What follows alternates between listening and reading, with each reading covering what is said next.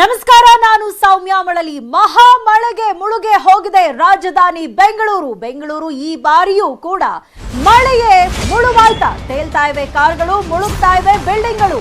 IT BT ಜಾಗದಲ್ಲೇ silicon city sinking. ಇದೇ ರೀತಿಯಾದ್ರೆ IT BT ಕಂಪನಿಗಳು ಬೆಂಗಳೂರು ಬಿಡಲ್ವಾ? ಉದ್ಯೋಗಿಗಳು ಬೆಂಗಳೂರು ಬಿಟ್ಟು ಹೋಗಲ್ವಾ? ಆಸೆ ಆಕಾಂಕ್ಷಿಗಳಿಗೆ ಸರ್ಕಾರ ಹಾಗಾದ್ರೆ ತಣ್ಣೀರೆರಚ್ತಾ? ಬ್ರ್ಯಾಂಡ್ ಬೆಂಗಳೂರು ಇಮೇಜ್ಗೆ ದೊಡ್ಡ ಕಂಟಕ ಈಗ ಮಳೆಯಿಂದ ಆಗಿರುವಂತಹ ಅವಾಂತರ. ಐಟಿ ಬಿಟಿ ಜಾಗದಲ್ಲೇ ಸಿಲಿಕಾನ್ ಸಿಟಿ ಇದೀಗ ಸಿಂಕಿಂಗ್ ಆಗ್ತಾ ಇದೆ. ಲಕ್ಷ ಸಂಬಳದ ಟೆಕ್ಕಿಗಳು ಹಾಗಾದ್ರೆ ಬೆಂಗಳೂರಿಗೆ ಗುಡ್ ಬೈ ಹೇಳ್ತಾರ? ಐಟಿ ಬಿಟಿ ಕಂಪನಿಗಳಿರುವಂತಹ ಜಾಗದಲ್ಲೇ ಇದೀಗ ಮಳೆಯಿಂದ ರಸ್ತೆಗಳೆಲ್ಲವೂ ಮುಳುಗಿ ನದಿಯಂತಾಗಿದೆ. ಹಾಗಾಗಿ ದೊಡ್ಡ ಕಂಪನಿಗಳು ಹಾಗಾದ್ರೆ ಬೆಂಗಳೂರಿನಿಂದ ಬೇರೆಡೆಗೆ ಸ್ಥಳಾಂತರವಾಗುತ್ತಾ? ಮುಂದೆ ಗ್ಲೋಬಲ್ ಮೀಟ್ ಇದೆ. ಇದು ಕರ್ನಾಟಕದ ಮಟ್ಟಿಗೆ ತುಂಬಾನೇ ಇಂಪಾರ್ಟೆಂಟ್. ದೊಡ್ಡ ಮಟ್ಟದಲ್ಲಿ ಬಂಡವಾಳ ಹೂಡಿಕೆ ಮಾಡಲಾಗುತ್ತೆ. ವಿಶ್ವ ಬಂಡವಾಳ ಹೂಡಿಕೆದಾರರು ಬೆಂಗಳೂರಲ್ಲಿ ಹೂಡಿಕೆ ಮಾಡೋದಕ್ಕೆ ಬರ್ತಿದ್ದಾರೆ. ಇಂತಹ ಸಂದರ್ಭದಲ್ಲೇ ಬೆಂಗಳೂರಿನಲ್ಲಿ ಮಳೆಯಿಂದ ಆಗಿರುವಂತಹ ಅವಾಂತರವನ್ನ ನೋಡಿದ್ರೆ ಇದು ಕರ್ನಾಟಕಕ್ಕೆ ಕಪ್ಪು ಚುಕ್ಕೆ ಆಗಲ್ವಾ? ಆಸೆ ಆಕಾಂಕ್ಷಿಗಳಿಗೆ ಹಾಗಾದ್ರೆ ಸರ್ಕಾರ ತಣ್ಣೀರೆರಚ್ತಾ? ವಿಶ್ವ ಬಂಡವಾಳ ಹೂಡಿಕೆಗೆ ಇದೀಗ ಶಾಕ್ ಕೊಟ್ಟಿದೆ ಮಳೆ. ಐಟಿ ಬಿಟಿ ಜಾಗದಲ್ಲೇ ಇದೀಗ ದೊಡ್ಡ ಅವಾಂತರಗಳು ಸೃಷ್ಟಿಯಾಗಿದೆ. ಮಹಾ ಮಳೆಗೆ ರಾಜಧಾನಿಯೇ ಕೊಚ್ಚಿ ಹೋಗಿದೆ.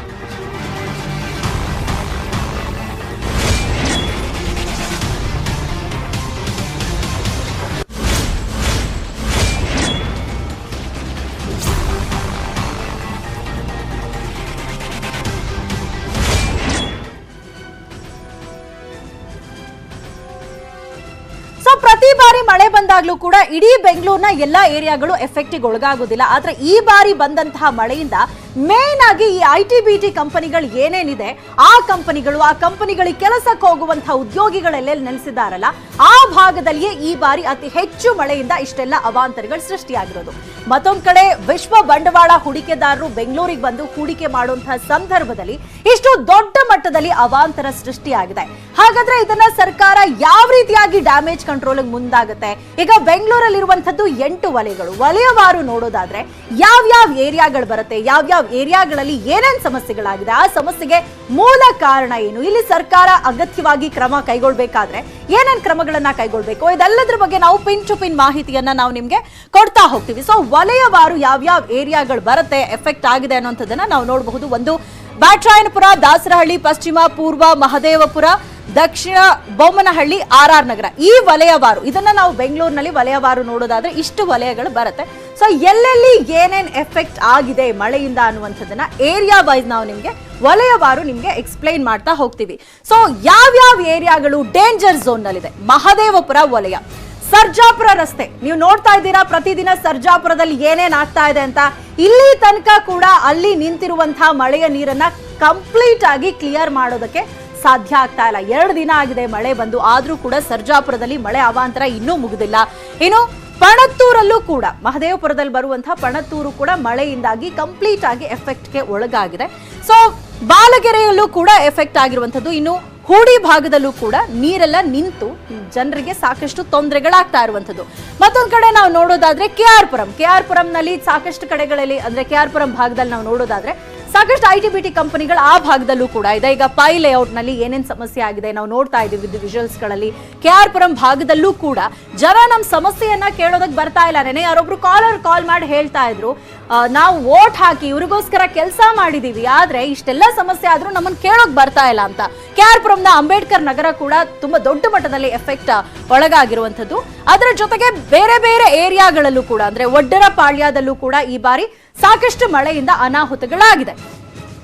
ಅದರ ಜೊತೆಗೆ ನಾವು ನೋಡ್ತಾ ಹೋಗಬಹುದು ಕೆಆರ್ಪುರಂ ಭಾಗದಲ್ಲೂ ಕೂಡ ಬೇರೆ ಏರಿಯಾಗಳು, ಅಂದ್ರೆ ತಲಕಾವೇರಿ ಲೇಔಟ್ ನಲ್ಲೂ ಕೂಡ ಈ ಬಾರಿ ಮಳೆಯಿಂದಾಗಿ ಸಾಕಷ್ಟು ಅನಾಹುತಗಳಾಗಿದೆ.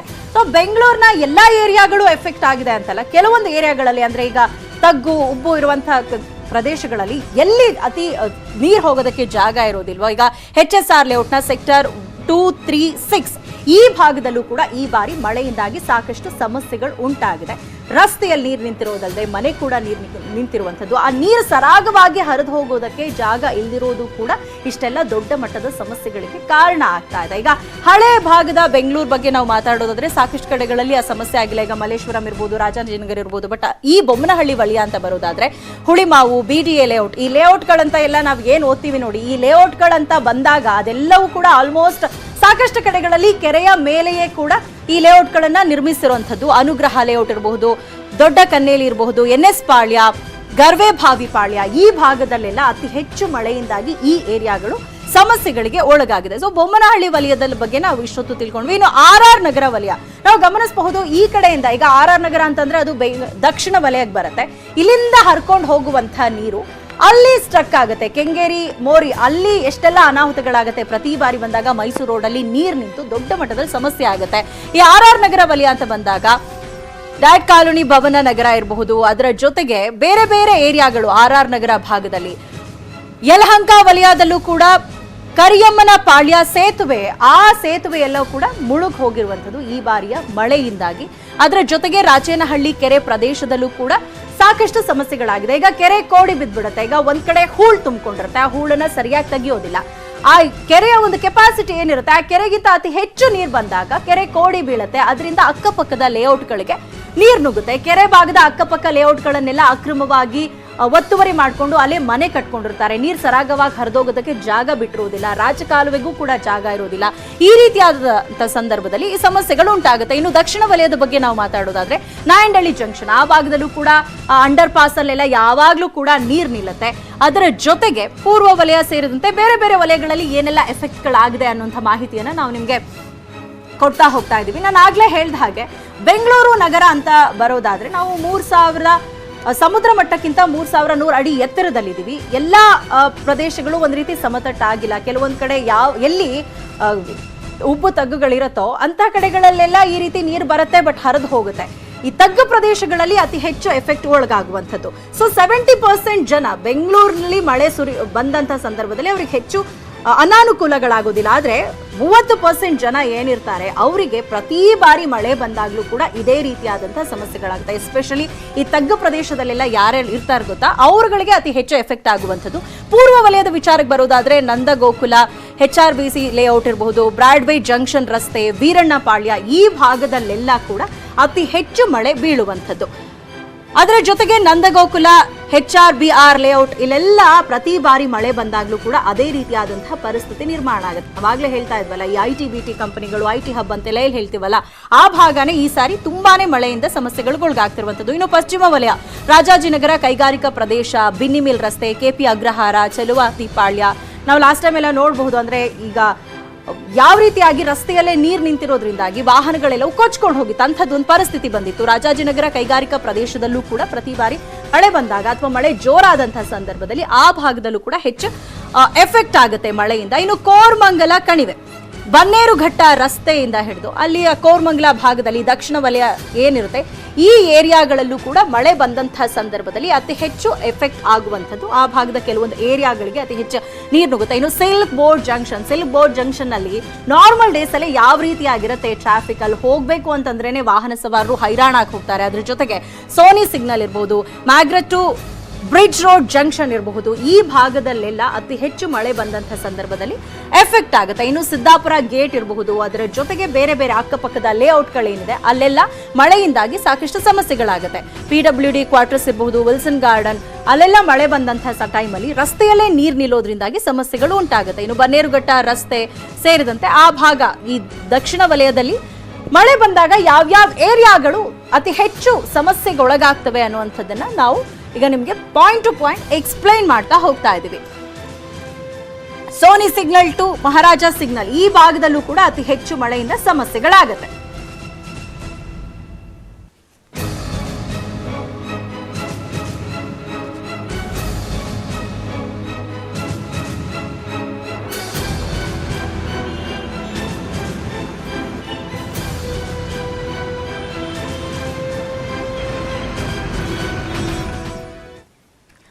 ಸರ್ಜಾಪುರ ರಸ್ತೆಯ ವಿಪ್ರೋ ಕಂಪನಿ ಕಾಂಪೌಂಡ್ ಕುಸಿತ ಆಗಿದೆ. ಕಾಂಪೌಂಡ್ ಕುಸಿದು ಅಪಾರ್ಟ್ಮೆಂಟ್ಗೆ ಈಗ ಮಳೆ ನೀರು ನುಗ್ಗಿದೆ. 450 ಮನೆಗಳಿರುವ ಗ್ರೀನ್ವುಡ್ ರೀಜನ್ಸ್ ಅಪಾರ್ಟ್ಮೆಂಟ್ಗೆ ಇದೀಗ ನೀರು ನುಗ್ಗಿದೆ. ಅಪಾರ್ಟ್ಮೆಂಟ್ ಬೇಸ್ಮೆಂಟ್ ನಲ್ಲಿದ್ದ 70 ಕಾರ್ಗಳು ಮುಳುಗಡೆಯಾಗಿದೆ.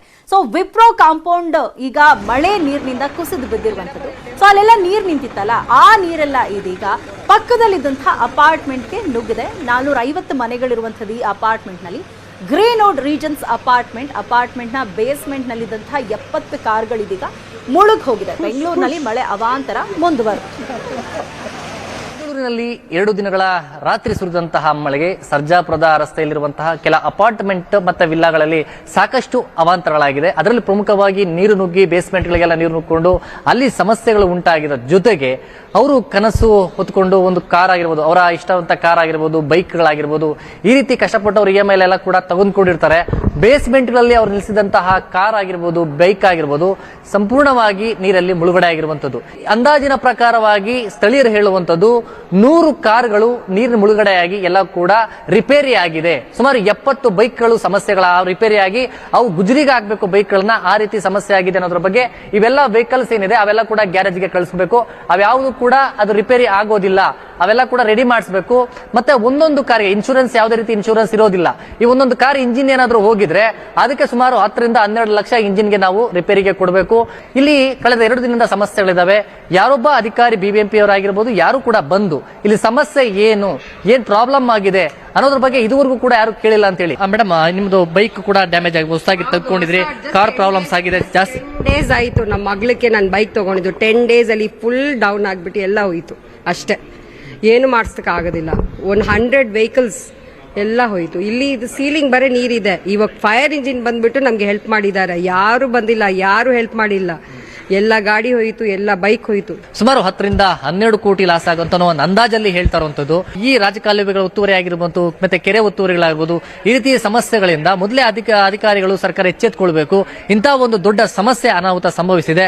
ಅಧಿಕಾರಿಗಳು ಯಾರು ಕೂಡ ಬಂದು ಏನು ಪರಿಸ್ಥಿತಿ ಮತ್ತೆ ಇದನ್ನ ಯಾವ ರೀತಿ ನಿಯಂತ್ರಣ ಮಾಡಬೇಕು, ಯಾವ ರೀತಿ ಮುಂದಿನ ಸಮಸ್ಯೆಗಳು ಈ ರೀತಿ ಆಗಬಾರ್ದು ಅನ್ನೋ ನಿಟ್ಟಿನಲ್ಲಿ ಮುಂದೆ ಯಾವ ರೀತಿ ಎಚ್ಚರಿಕೆಯನ್ನು ವಹಿಸಿ ಕ್ರಮ ಕೈಗೊಳ್ಳಬೇಕು, ಯಾವ ರೀತಿ ಶಾಶ್ವತ ಪರಿಹಾರವನ್ನು ವ್ಯವಸ್ಥೆಯನ್ನ ಮಾಡಬೇಕು ನಿಟ್ಟಿನಲ್ಲಿ ಯಾರೊಬ್ಬರು ಕೂಡ ಬಂದು ನೋಡಿಲ್ಲ, ಬಂದು ನೋಡ್ಕೊಂಡು ಹೋಗ್ತಾರೆ ಅನ್ನೋ ಬಗ್ಗೆ ಅವರು ಕೂಡ ಅಸಮಾಧಾನ ವ್ಯಕ್ತಪಡಿಸ್ತಾ ಇರುವಂತದ್ದು. ಕ್ಯಾಮರಾ ಪರ್ಸನ್ ನೂರ್ ಜೊತೆ ಗಂಗಾಧರ್ ವಕ್ತ, ನ್ಯೂಸ್ 18 ಕನ್ನಡ, ಬೆಂಗಳೂರು. ಏನೋ ಈ ಭಾಗದ ಜನರ ದಿನನಿತ್ಯದ ಜೀವನ ಮನೆಯಿಂದ ಟ್ರ್ಯಾಕ್ಟರ್ಗೆ ಶಿಫ್ಟ್ ಆಗ್ಬಿಟ್ಟಿದೆ. ಟ್ರ್ಯಾಕ್ಟರ್ ನಲ್ಲೇ ದಿನ ದೂಡುವಂತಹ ಒಂದು ಪರಿಸ್ಥಿತಿ ನಿರ್ಮಾಣ ಆಗಿದೆ. ಏನೇ ಬೇಕು ಮನೆಗೆ ಅಗತ್ಯ ವಸ್ತುಗಳಂತಂದ್ರೂ ಕೂಡ ಟ್ರ್ಯಾಕ್ಟರ್ನ ಮುಖಾಂತರ ಸಂಚಾರ ಮಾಡುವಂತಹ ಪರಿಸ್ಥಿತಿ. ಸೊ ಏನೇನ್ ಸಮಸ್ಯೆ ಆಗಿದೆ ನಮ್ಮ ಪ್ರತಿನಿಧಿ ವಾಕ್ ಥ್ರೂ ಮಾಡಿದ್ದಾರೆ. ಗಂಗಾಧರ್, ಬನ್ನಿ ನೋಡೋಣ. ಸರ್ಜಾಪುರ ಒಂದು ರಸ್ತೆಯಲ್ಲಿ ಸಾಕಷ್ಟು ಮಳೆ ಒಂದು ಅವಾಂತರ ಆಗಿದೆ. ಈ ಒಂದು ಪರಿಣಾಮವಾಗಿ ಅಕ್ಕಪಕ್ಕದಲ್ಲಿರುವಂತಹ ಅಪಾರ್ಟ್ಮೆಂಟ್ಸ್ ಆಗಿರ್ಬೋದು, ಲೇಔಟ್ಗಳಾಗಿರ್ಬೋದು, ಅಲ್ಲೆಲ್ಲವೂ ಕೂಡ ನೀರು ನುಗ್ಗಿ ಮನೆಗಳಲ್ಲಿ ಎಲ್ಲ ಕೂಡ ಸಮಸ್ಯೆ ಉಂಟಾಗಿದೆ. ನಾವೀಗ ಇಲ್ಲಿ ಗ್ರೀನ್ ವುಡ್ ಒಂದು ರೇಜೆನ್ಸಿ ಮತ್ತು ಒಂದು ಅಪಾರ್ಟ್ಮೆಂಟ್ ಏನಿದೆ ಅದರ ಮುಂದುವರೆದ ಭಾಗವಾಗಿ ಅಲ್ಲೆಲ್ಲ ಕೂಡ ನೀರು ನುಗ್ಗಿ ಅವಾಂತರ ಆಗಿರುವಂತದ್ದು. ನಾವೀಗ ಟ್ರ್ಯಾಕ್ಟರ್ ಮೂಲಕ ಒಂದು ಒಳಗಡೆ ಹೋಗ್ತಾ ಇದ್ದೇವೆ. ನೋಡಬಹುದು ಯಾವ ರೀತಿ ಇದು ನೀರೆಲ್ಲ ಕೂಡ ಇಲ್ಲಿ ಸೇರಿದೆ. ಆ ನೀರೆಲ್ಲ ಕೂಡ ಒಟ್ಟಾಗಿ ಆಗಿರುವಂತದ್ದು. ಜೊತೆಗೆ ಸಂಪೂರ್ಣವಾಗಿ ಮುಳುಗಡೆ ಆಗಿರುವಂತದ್ದು. ಮನೆಗಳ ಕಾಂಪೌಂಡ್ ಸುಮಾರು 4-5 ಅಡಿಗಳಷ್ಟು ಇದು ನೀರು ತುಂಬಿಕೊಂಡಿರುವಂತದ್ದು. ಜೊತೆಗೆ ಇಲ್ಲಿ ಏನು ಸರ್ಜಾಪುರದ ರಸ್ತೆಯಿಂದ ಸೋಲುಕೆರೆ ಆಗಿರ್ಬೋದು ಮತ್ತೆ ಜುನ್ಸಂದ್ರ ಕೆರೆಯಿಂದ ಕೂಡ ಬಂದಿರುವಂತದ್ದು. ಯಾಕಂದ್ರೆ ಇಲ್ಲಿ ಒಂದು ಕಾಂಪೌಂಡ್ ವಾಲ್ ಕುಸಿದ ಪರಿಣಾಮ ಇಲ್ಲಿ ನೋಡಬಹುದು. ಗೇಟ್ ಕೂಡ ಎಲ್ಲ ಕೂಡ ಗೇಟ್ ಮುರಿದು ಬಿದ್ದಿರುವಂತದ್ದು ಅದರ ನೀರಿನ ಒಂದು ರಭಸಕ್ಕೆ. ಆದ್ರೆ ಈಗ ಸ್ವಲ್ಪ ಮಟ್ಟಿಗೆ ನೀರಿನ ಒಂದು ಇದು ಕಡಿಮೆ ಆಗಿದೆ. ನೋಡಬಹುದು ಸಂಪೂರ್ಣವಾಗಿ ಕಾರ್ ಕೂಡ ಮುಳುಗಡೆ ಆಗಿದೆ. ಮತ್ತೆ ಸೂಲುಕೆರೆಯ ಒಂದು ಅಲ್ಲಿ ಬರುವಂತ ನೀರು ಕೂಡ ವಾಲ್ ಮುರಿದೋಗಿರೋದ್ರಿಂದ ಸಂಪೂರ್ಣವಾಗಿ ಇಲ್ಲಿ ಮುಳುಗಡೆ ಆಗಿರುವಂತದ್ದು. ಇಲ್ಲಿ ಅಕ್ಕಪಕ್ಕದ ಒಂದು ಇಲ್ಲಿ ನಿವಾಸಿಗಳಿಗಾಗಿರ್ಬೋದು ಮತ್ತೆ ಅಪಾರ್ಟ್ಮೆಂಟ್ ವಾಸಿಗಳಿಗೆ ಎಲ್ಲವೂ ಕೂಡ ಒಂದು ಕಷ್ಟ ಆಗಿರುವಂತದ್ದು. ಅವರೇ ಸ್ವತಃವಾಗಿ ಬೇಕಾದಂತ ಬೇಸಿಕ್ ಐಟಮ್ಸ್ ಅನ್ನ ತೆಗೆದುಕೊಂಡು ಹೋಗ್ತಾ ಇದ್ದಾರೆ. ಬೇಕಾದಂತ ಮೂಲಭೂತ ಸೌಕರ್ಯಗಳು ಕೂಡ ಅವ್ರಿಗೆ ಬೇಕಾದಂತ ಬೆಳೆ ತಿಂಡಿ ತಿನಿಸುಗಳು ಯಾವುದೇ ರೀತಿ ಅವ್ರಿಗೆ ಆಗ್ತಾ ಇಲ್ಲ. ಅವ್ರಿಗೆ ಸೌಲಭ್ಯವನ್ನು ಒದಗಿಸುವಂತ ಕೆಲಸವನ್ನ ಅಧಿಕಾರಿಗಳು ಮಾಡ್ತಾ ಇಲ್ಲ. ಈ ನಿಟ್ಟಿನಲ್ಲಿ ಎಲ್ಲರೂ ಕೂಡ ಅಸಮಾಧಾನವನ್ನ ವ್ಯಕ್ತಪಡಿಸ್ತಾ ಇರುವಂತದ್ದು. ಕ್ಯಾಮರಾ ಪರ್ಸನ್ ನೂರ್ ಜೊತೆ ಗಂಗಾಧರ್ ವಕ್ತ, ನ್ಯೂಸ್ 18 ಕನ್ನಡ, ಬೆಂಗಳೂರು. ಸೊ ಮಳೆ ಬಂದ ಮೇಲೆ ಬೆಂಗಳೂರು ಯಾವ ರೀತಿಯಾಗಿದೆ, ಜನರ ಮುಂದೆಯೇ ದೃಶ್ಯಗಳು ಕಾಣ್ತಾ ಇರುವಂತದ್ದು. ಆದ್ರೆ ಸಿಎಂ ಏನ್ ರಿಯಾಕ್ಷನ್ ಕೊಟ್ಟಿದ್ದಾರೆ? ಇಷ್ಟೆಲ್ಲ ಆಗಿದ್ರೂ ಕೂಡ ಬೆಂಗಳೂರಿನಲ್ಲಿ ಕೇವಲ 2 ವಲಯಗಳಲ್ಲಿ ಮಾತ್ರ ಹಾನಿಯಾಗಿದೆ ಅಂತ ಸಿಎಂ ಬಸವರಾಜ ಬೊಮ್ಮಾಯಿ ಅವರು ಸಮಜಾಯಿಷಿಯನ್ನ ಕೊಟ್ಟಿದ್ದಾರೆ. 8 ವಲಯಗಳಲ್ಲಿ ಕೇವಲ 2 ವಲಯಗಳಲ್ಲಷ್ಟೇ ಸಮಸ್ಯೆ ಆಗಿದೆ. 90 ವರ್ಷಗಳಲ್ಲೇ ಇಷ್ಟು ಜೋರಾಗಿ ಮಳೆ ಬಂದಿರಲಿಲ್ಲ. ಆದ್ರೆ ಈ ವರ್ಷ ಆ ಮಳೆಯಿಂದ ಬೆಂಗಳೂರು ಹಾನಿಗೊಳಗಾಗಿದೆ ಅಂತ ಸಿಎಂ ಬಸವರಾಜ ಬೊಮ್ಮಾಯಿ ಅವರು ಹೇಳ್ತಿದ್ದಾರೆ. ಹಾಗಾದ್ರೆ ಸಿಎಂ ಅವ್ರ ರಿಯಾಕ್ಷನ್ ಏನಿತ್ತು, ಏನ್ ಹೇಳಿದ್ರು, ಬನ್ನಿ ನೋಡೋಣ.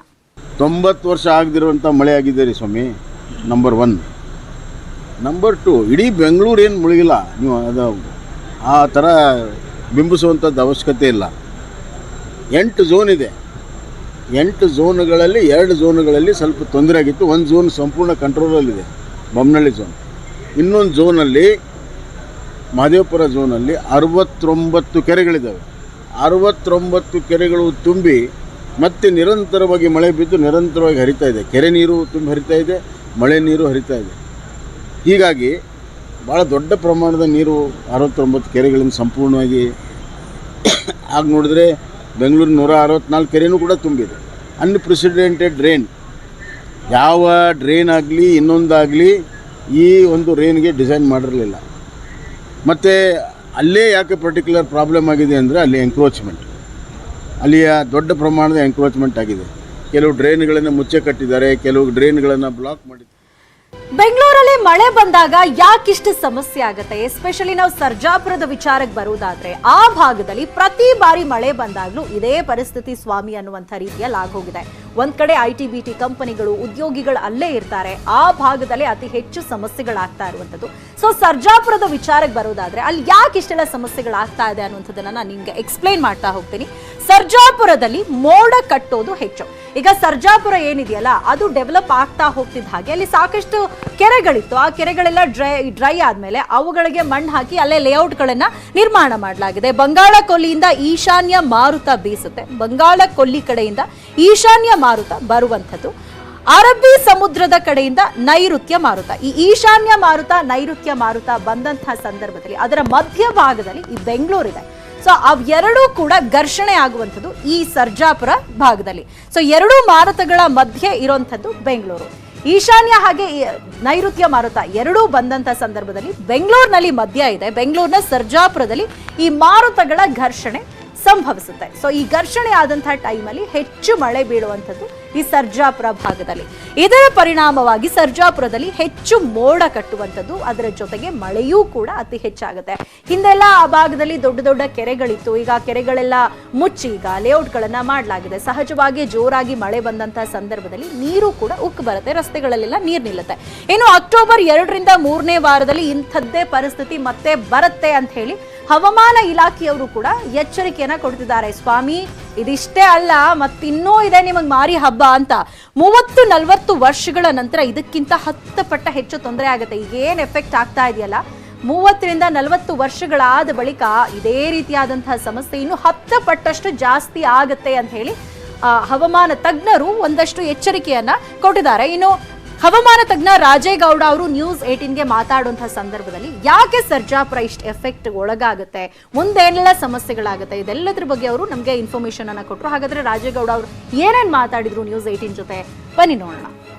ಬೆಂಗಳೂರು ಚೆನ್ನೈನಿಂದ ಬರ್ತಕ್ಕಂಥ ನಾರ್ತ್ ಈಸ್ಟ್ ಮಾನ್ಸೂನ್, ನಮ್ಗೆ ಅರಬ್ಬಿ ಸಮುದ್ರದಿಂದ ಬರ್ತಕ್ಕಂಥ ಸೌತ್ ವೆಸ್ಟ್ ಮಾನ್ಸೂನ್, ಇವೆರಡಕ್ಕೂ ಕೂಡ ಮಧ್ಯದಲ್ಲಿ ಇರೋದ್ರಿಂದ ಇಲ್ಲಿ ಯಾವಾಗಲೂ ವಾಡಿಕೆಗಿಂತ ಸರಾಸರಿ ಮಳೆ ಮತ್ತೆ ನಮ್ಮ ಕರ್ನಾಟಕದ ಇತರ ಒಳನಾಡಿನ ಇತರ ಪ್ರದೇಶಗಳಿಗಿಂತ ಹೆಚ್ಚು ಮಳೆ ಬರುತ್ತೆ. ಹಾಗಾಗಿ ನಮ್ಮ ಈ ಬೆಂಗಳೂರಿಗೆ ಅದರೊಳಗೂ ಈ ನೀವು ಸರ್ಜಾಪುರ ಸೆರಿಕಲ್ಚರ್ ಇನ್ಸ್ಟಿಟ್ಯೂಟ್ ಆ ಕಡೆ ಏನಿದೆ ಹೊಸೂರು, ಅಲ್ಲೆಲ್ಲ ನಮ್ಗೆ ಈ ಬಂಗಾಳ ಕೊಲ್ಲಿ ಕಡೆಯಿಂದ ಬರ್ತಕ್ಕಂಥ ಮಳೆನೂ ಕೂಡ ಇದರಿಂದ ಹೆಚ್ಚು ತೊಂದರೆ ಆಗುತ್ತೆ. ಅದು ಸಾಮಾನ್ಯವಾಗಿ ಅಕ್ಟೋಬರ್ 2ನೇ ವಾರದಲ್ಲಿ ಸೌತ್ ವೆಸ್ಟ್ ಮಾನ್ಸೂನ್ ವಿತ್ಡ್ರಾ ಆಗ್ತಾ ಇರುತ್ತೆ. ಅವಾಗ ನಾರ್ತ್ ಈಸ್ಟ್ ಮಾನ್ಸೂನ್ ನಮ್ಗೆ ಬಂಗಾಳ ಕೊಲ್ಲಿ ಕಡೆಯಿಂದ ಬರುತ್ತೆ. ಇವೆರಡು ಓವರ್ಲ್ಯಾಪ್ ಆಗಿ ಆ ಸಮಯದಲ್ಲಿ ಮತ್ತೆ ಹೆಚ್ಚು ಮಳೆ ಅಂತ ಹೆಚ್ಚು ಮಳೆ ಬರುತ್ತೆ. ಆ ಸಮಯದಲ್ಲೂ ಕೂಡ ನಮ್ಗೆ ಅಕ್ಟೋಬರ್ 2 ಅಥವಾ 3ನೇ ವಾರದಲ್ಲಿ ಇದೇ ಪರಿಸ್ಥಿತಿ ಉಂಟಾಗುವಂತ ಪರಿಸ್ಥಿತಿ ಬಂದೇ ಬರುತ್ತೆ ಖಂಡಿತ. ಸೊ ಕೇಳಿಸ್ಕೊಂಡ್ರಲ್ಲ, ಇದು ಈ ಸಮಸ್ಯೆ ಇಲ್ಲಿಗೆ ನಿಲ್ಲೋದಿಲ್ಲ. ಇನ್ನು 30ರಿಂದ 40 ವರ್ಷಗಳಲ್ಲಿ ಈ ಸಮಸ್ಯೆಗಳು 10 ಪಟ್ಟ ಹೆಚ್ಚಾಗುತ್ತೆ. ಅದಕ್ಕೆ ಸರ್ಕಾರ ಈಗಿನಿಂದಲೇ ಪ್ಲಾನ್ ಮಾಡ್ಕೊಂಡ್ರೆ ಸರಿ, ಇಲ್ಲ ಅಂದ್ರೆ ಇಡೀ ಬೆಂಗಳೂರೇ ಮುಳುಗ್ ಹೋಗುತ್ತೆ. ಸರ್ಜಾಪುರ ರಸ್ತೆಯಲ್ಲಿ ಏನೆಲ್ಲ ಎಫೆಕ್ಟ್ ಆಗಿದೆಯಲ್ಲ ಅದು ದುಪ್ಪಟ್ಟಾಗುತ್ತೆ ಮುಂದಿನ ವರ್ಷಗಳಲ್ಲಿ. ಅದರ ಜೊತೆಗೆ ಅಕ್ಟೋಬರ್ನಲ್ಲೂ ಕೂಡ ಇದೇ ರೀತಿ ಸಮಸ್ಯೆ ಆಗುತ್ತೆ ಅಂತ ಹೇಳಿ ರಾಜೇಗೌಡ ಅವರು ಮಾಹಿತಿಯನ್ನ ಕೊಟ್ಟಿದ್ದಾರೆ. ಇದ್ರ ಬಗ್ಗೆ ಮತ್ತಷ್ಟು ಮಾಹಿತಿಯನ್ನ ನಿಮ್ಮ ಮುಂದೆ ಇಡ್ತಾ ಹೋಗ್ತೀವಿ ಚಿಕ್ಕ ಬ್ರೇಕ್ ಆದ್ಮೇಲೆ.